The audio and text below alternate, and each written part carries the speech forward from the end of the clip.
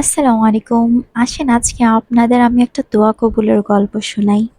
একটা জিনিস খুব শখ করে চেয়েছিলাম ১০ বছর ধরে। হতে পারে ১০ বছরের বেশি, কিন্তু সে জিনিসটা আমি পেয়েছি। তার বিনিময়ে পেয়েছি অপেক্ষা, ধৈর্য, মানুষের কটু কথা, এছাড়া অশ্রু, অনেক কিছু। কিন্তু পরিশেষে যখন আমি জিনিসটা পেয়েছি, বিশ্বাস করবেন না, আমার কাছে এখন মনে হচ্ছে যে ১০টা বছর পর এই জিনিসটা কেন পেয়েছি। আর যে জিনিসটা আমার হচ্ছিল না, যে জিনিসটা দোয়া করে আমাকে আমার ১০ বছর লেগেছে, বিশ্বাস করেন সে জিনিসটা কি আসলে আমার জন্য উত্তম? না।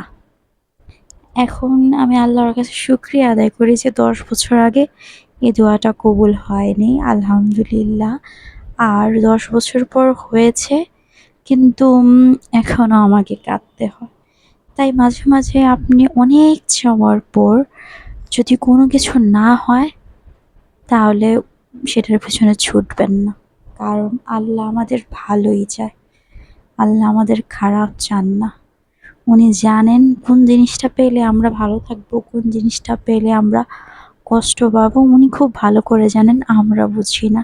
আর কখনো কোনো কিছু নির্দিষ্ট করে চাইবেন না যে, "আল্লাহ, এই জিনিসটা যদি আমার জন্য উত্তম হয় তাহলে মিলিয়ে দেন। আর যদি উত্তম না হয় তাহলে এর চেয়ে উত্তম কিছু দান করেন।" এভাবে দোয়া করবেন। তো আশা করি বুঝতে পেরেছেন আমি কি বলতে চেয়েছি। এটা আমার ভুল থেকে আপনাদের শিক্ষা আরকি, আমার যে লাইফের শিক্ষা। আল্লাহ হাফেজ।